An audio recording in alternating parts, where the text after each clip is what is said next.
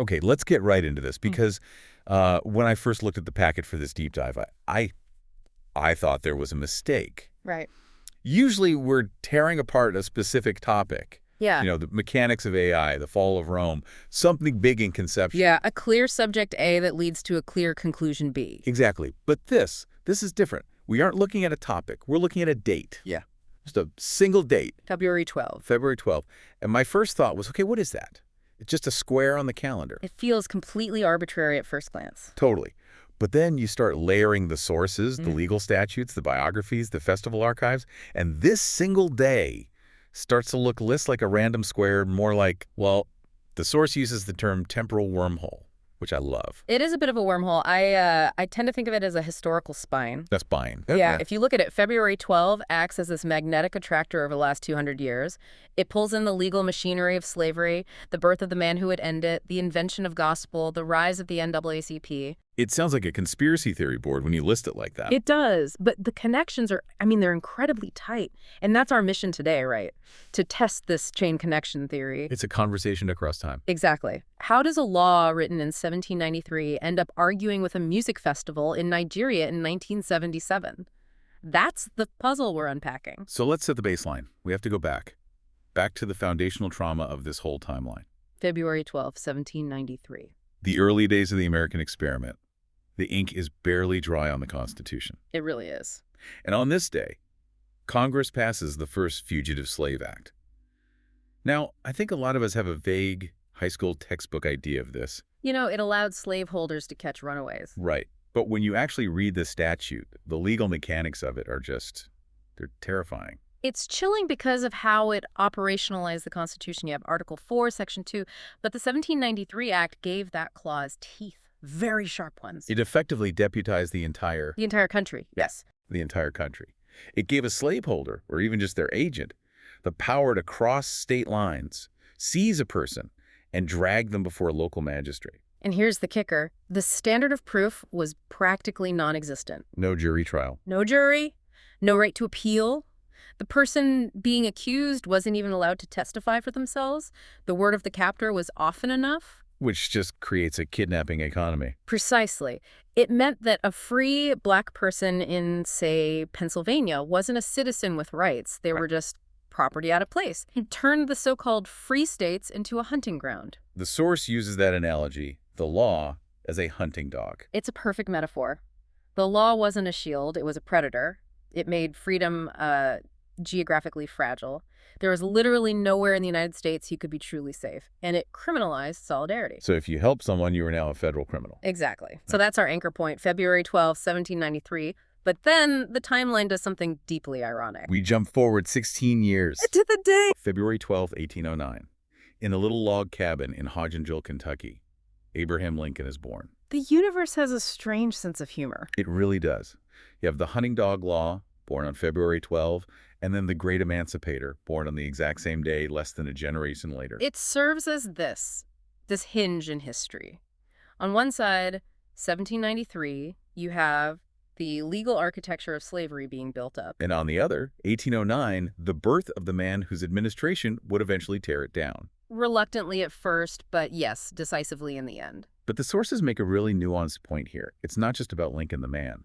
It's about Lincoln the symbol. Right. His birthday becomes a battleground of its own. Later on, you see white politicians using his memory to preach, unity and slow progress. While black communities are using his birthday to demand the promises made in 1863 actually be fulfilled. Exactly. The date itself becomes a tool for debate.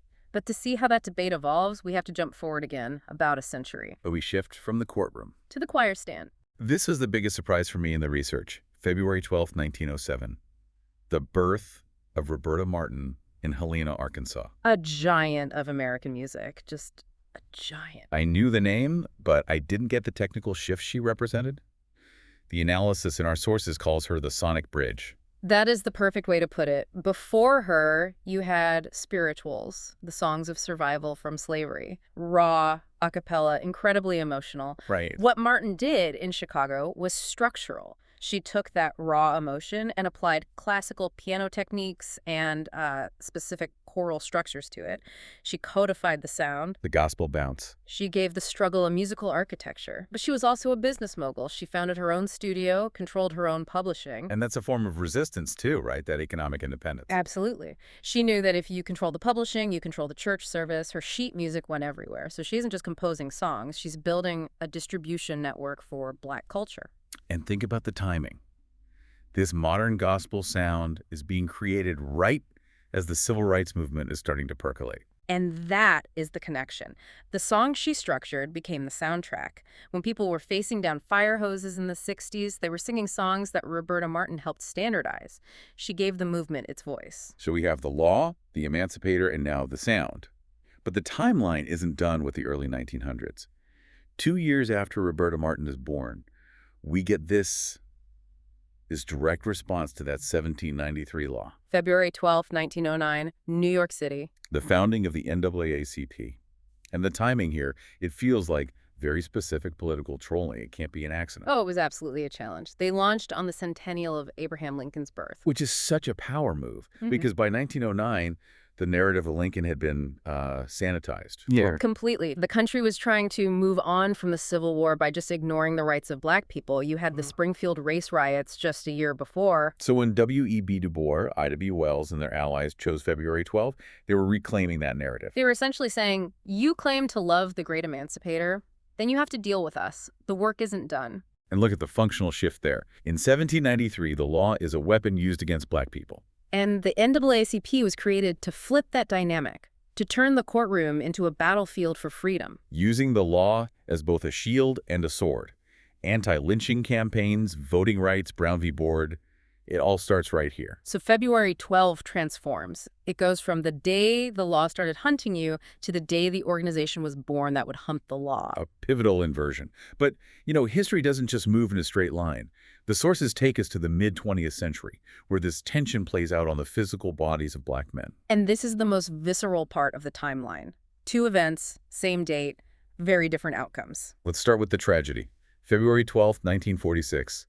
The story of Sergeant Isaac Woodard. This is a difficult one. Woodard was a WWII veteran, just honorably discharged. He was still in his uniform on a bus heading home to his family in South Carolina. And he gets into a minor argument with the bus driver about using a restroom. The driver calls the police. And on February 12th, the local police chief pulls Woodard off that bus and just beats him. Yeah. Beats him so savagely with a blackjack that he's permanently blinded. It's a horrific echo of 1793, the police acting as that hunting dog. It's a mid-century rerun of that same logic.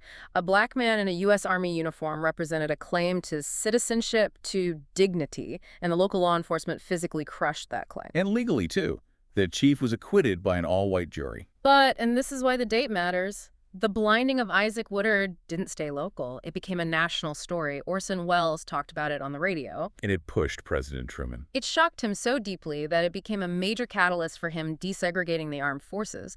So Woodard's suffering forced the federal government to act. Okay, but while Woodard was being blinded in 1946, let's look at the other side of the coin. Go back just a few years. February 12, 1934, the birth of Bill Russell. A legend. 11 NBA championships. But the sources are clear. We can't just look at his stats. We have to look at his presence. Russell turns this whole chain into an arena play. Think about the connection to Woodard. Woodard was beaten for demanding basic dignity. A decade later, Bill Russell is on national television, dominating a mostly white sport and refusing to be humble about it. He was not the shut-up-and-dribble type. Far from it. He marched with King. He backed Muhammad Ali's draft resistance. After Medgar Evers was assassinated, Russell went down to Mississippi to run an integrated basketball camp. I mean, that is physically dangerous work. He used his body, his fame, his excellence as a form of protest. He insisted that excellence without justice wasn't a real victory. So on February 12th, you have Woodard, whose body was broken by the system, and Russell, whose body forced the system to acknowledge him. 2 sides of the same struggle. The themes just keep echoing. Law, resistance, body, sound. But there's one final stop on this timeline, and it just blows the scope wide open. We leave the U.S. entirely. We're going to Lagos, Nigeria. February 12, 1977. The closing ceremony of Festac 77. I'll admit this was a gap in my knowledge. But the details. This was a massive event. 15,000 artists, intellectuals, and performers from over 50 countries. And you have to understand the geopolitical weight of this. It's 1977, the Cold War is on, the Black Power movement has gone global. And Nigeria is flush with oil money. So this isn't just some arts festival. It's a statement of civilization. That's it. You had Stevie Wonder, Sun Ra, Gilberto Gil superstars from the diaspora meeting with traditional dancers and musicians from all over the African continent. And it all culminates on February 12th. Ending on this date feels like the final answer to 1793. If the Fugitive Slave Act was about stripping away identity and scattering people. Festac was about gathering them back together, the reassembly. Exactly. It was a declaration of cultural sovereignty. They were saying, we are not a subgenre of Western history. We are a civilization with our own center of gravity. And that center was in Lagos. It turns the whole chain global. Right. The spirituals Roberta Martin modernized. They were being sung there. The dignity Bill Russell fought for, it was on display there. The freedom the NAACP litigated for, it was being celebrated by 50 nations at once. It creates this incredible arc from a local American law that tried to make people geographically fragile to a global festival proving that the culture was indestructible. It shows that the conversation happening on February 12 isn't just an American one, it's a human one. So let's try to synthesize this, because it is a lot. We started with what felt like a random date, and we ended up with a blueprint of resistance. It really is a blueprint. 1793. The law binds. The hunting dog is unleashed. 1809. The Emancipator, Lincoln, is born, providing the rhetorical wedge. 1907 and 1909. The sound is codified by Roberta Martin, and the defense rises with the NAACP. Weaponizing the date itself against the status quo. 1934 and 1946. The struggle becomes physical. Bill Russell in the arena, Isaac Woodard on the roadside. And finally, 1977. The return. The world gathers in Lagos to celebrate the survival of it all. It completely changes how I look at the calendar now. Yeah. We think of dates as these passive containers for our appointments. But this deep dive suggests that dates are active. They're battlefields. They absolutely are. History isn't a list. It's a conversation between those events. The NAACP is talking to Lincoln. Bill Russell is talking to Isaac Woodard. Festac is answering the Fugitive Slave Act. And February 12 is the meeting room where that argument happens. Precisely. And that was the goal, to show that a single day can hold the crushing weight of oppression and the buoyancy of celebration at the exact same time. It leaves us with a tough question to chew on then. We've seen how February 12 was used to weaponize the law in 1793 and how it was used to weaponize culture in 1977. It's that constant tension. Right. So the question for us is not just what happened on this day. It's which version of February 12 are we living in right now? Are we in a moment where the law is hunting? Or are we in a moment where culture is breaking free? Because if this timeline shows anything, it's that we're never far from either one. That's the reality. The wormhole, it's always open. Something to think about next time you glance at the calendar. Thanks for diving deep with us. Take care.